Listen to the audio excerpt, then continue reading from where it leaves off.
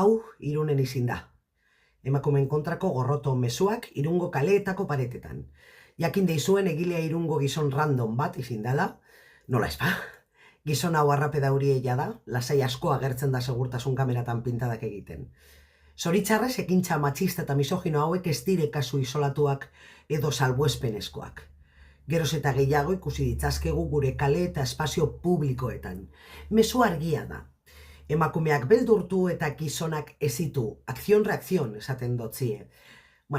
Feminismoaren gorakadaren inguruan gizonak euren privilegioak babestu behar dauriez.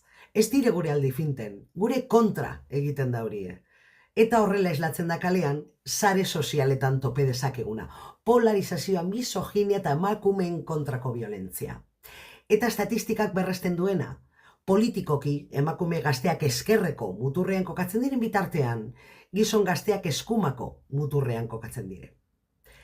Pintada hauek emakumeen kontrako gorroto mezuak dire, eta ezin dire onartu, eta egi esan da, Manolo, ortografia falta horrepe ezin dire onartu. Ikizidazten, koño.